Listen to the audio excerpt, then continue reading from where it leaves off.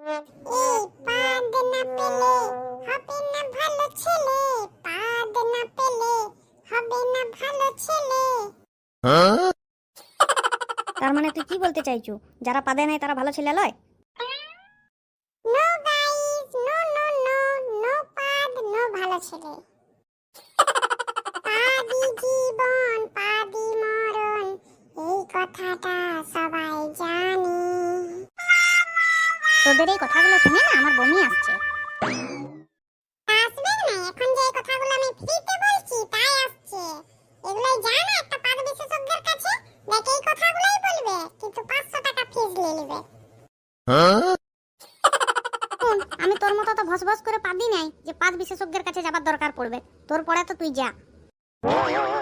দেখ, যা বলছু বলছু, তুই পাদুস না এই কথাটা আমি মানতে পারলাম না। তুই পাদুস এটা আবার সত্যি, কিন্তু তুই আমার মতন যেখানে সেখানে পাদুস না, নুকি নুকি পাদুস। আরে বলটু, তুই কখন থেকে যে এগুলা করছু, তুই কি একটা খবর জানোস? বল্টু খবর দেখে না, খবর পড়ে না, খবর তৈরি করে। এগুলো পরে করবি। তুই কি জানোস এবারের পরীক্ষায় রচনা আসবে? মাই গড, রচনা মানে রচনা ব্যানার্জি। হ্যাঁ, পরীক্ষায় যদি রচনা ব্যানার্জি আসে, তাহলে আমি লিখবো না রচনা ব্যানার্জিকে দেখবো? না রে, এই রচনা সে রচনা লয়, রচনা লিখতে হবে সেই যেমন হয়েছিল না 1 বছর আগে, ওই রকম। ওই রকম রচনা? রচনা নিয়ে আমার অত চিন্তা নাই, ওটা আমি ভালোই পারি। তুই ভালো পারুস, আগের বার রচনাতে তো তুই 2 পেয়েছিলি। এটা বাদ দে, ওইটা অত ধরিস না, ওইটা তো সে 1 বছর আগের কথা।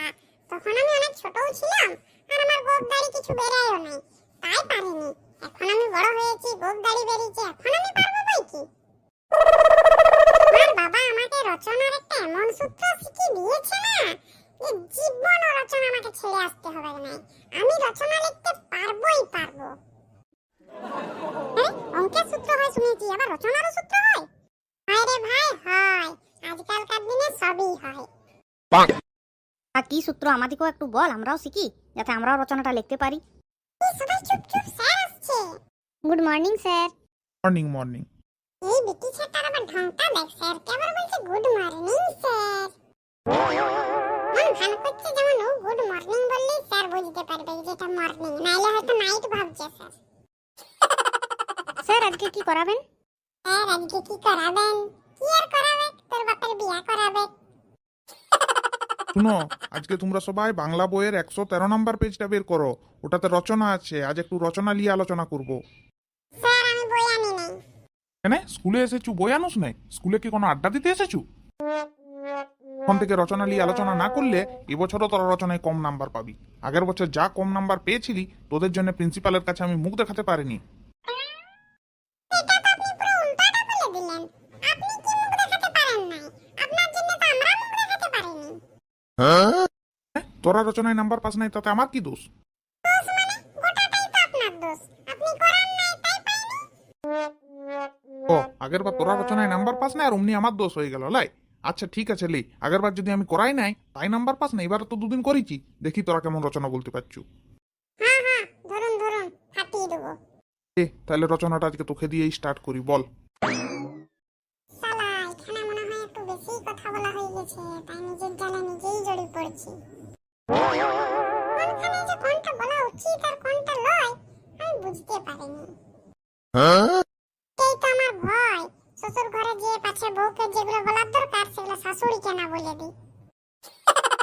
স্যার বলুন কিসের রচনা বলবো? কিসের রচনা বলবি? কিসের রচনা? তাই তো তুই আমের রচনা বল। আমের রচনা এত সহজটা, এক্ষুনি বলে দিচ্ছি। বাবা, আমি রচনা স্যার শিখাই নাই, ই তাও বলছে বলে দিচ্ছি। মনি অনেক ভালো রচনা পারে, আমাদেরকে শিখানোগুলো জিজ্ঞাসা করলেই পারবো না, তার কোথায় না শিখানো। এলে তাড়াতাড়ি স্টার্ট কর। আম হলো একটি গৃহপালিত ফল। হ্যাঁ, শুধু গৃহপালিত নয়, আবার আমাদের জাতীয় ফলও বটে।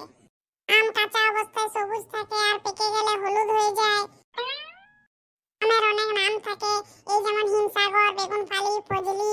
তার মধ্যে আমার সবথেকে বেশি ভালো লাগে হিমসাগর আমটি খেতে। আম আবার একটু বেশি খাওয়া হয়ে গেলে পেটে গ্যাস হয়ে যায়, পেট ব্যথা করে, আর তার থেকে আরো ভুসভুস পাদ পাদ আবার 5 রকমের হয়, ধাই পাদ, ফুসপাদ, মূলা পাদ, বেডনুন পাদ, আম পাদ। পাদ মানুষের শরীরের আর 5টি স্বাভাবিক জিনিসের মতোই একটি। অনেক মানুষ পাদ আবার সহ্য করতে পারে না, কারুকে পাদ্যে দেখলে রেগে যায়।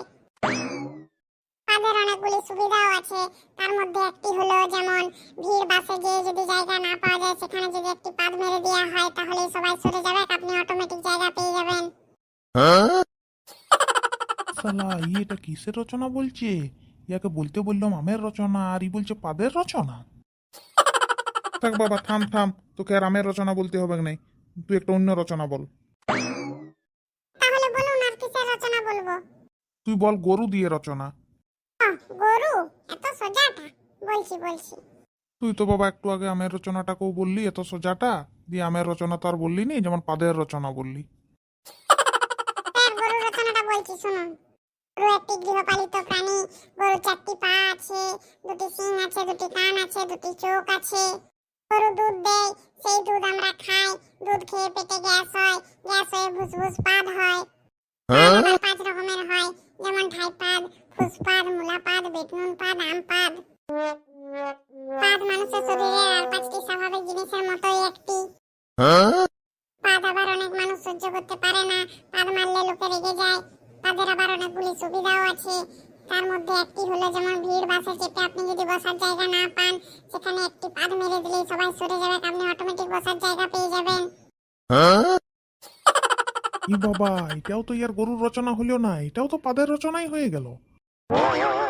শালাকে যা রচনা বলতে বলছি সবেতেই তো পাদের রচনা বলে দিচ্ছে। ই মনে হয় আজকে শুধু পাদের রচনাটাই করে এসেছে।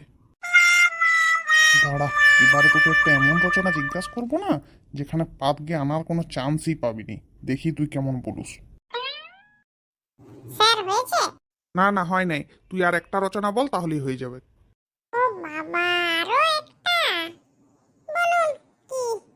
শীতকাল রচনা বল। ও, শীতকাল বলছি। শীতকাল হলো প্রকৃতির 6টি ঋতুর মধ্যে একটি ঋতু। এই ঋতুটি অনেকের কাছে পছন্দের, আবার অনেকের কাছে অপছন্দের। অনেকের কাছে অপছন্দের হলেও আমার কাছে এটি খুবই পছন্দের ঋতু। এই ঋতুতে অনেক ভালো ভালো সবজি পাওয়া যায়, যেমন ফুলকপি, বাঁধাকপি, মূলো। আমি মূলো খেতে খুব ভালোবাসি, মূলো খেলে আবার ভুসভুস পাদ হয়। পাদ আবার 5 রকমের হয়, ঢাই পাদ, ফুসপাদ, মূলা পাদ, বেডনুন পাদ, আম পাদ। পাদ মানুষের শরীরের আর 5টি স্বাভাবিক জিনিসের মতোই একটি, তাও অনেক মানুষ এই পাদকে সহ্য করতে পারে না। পাদের অনেকগুলি সুবিধাও আছে, তার মধ্যে একটি হলো যেমন ভিড় বাসে আপনি যদি বসার জায়গা না পান সেখানে যে একটি পাদ মেরে দিবেন সবাই সরে যাবে, আপনি অটোমেটিক বসার জায়গা পেয়ে যাবেন।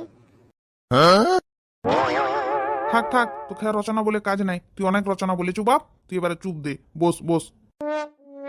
ওই সব রচনাতেই পাদ এসে ঢুকে যাচ্ছে, তোর ওই পাদের জায়গা যদি না আমি সিল করেছি আজকে, তুই দেখে লে।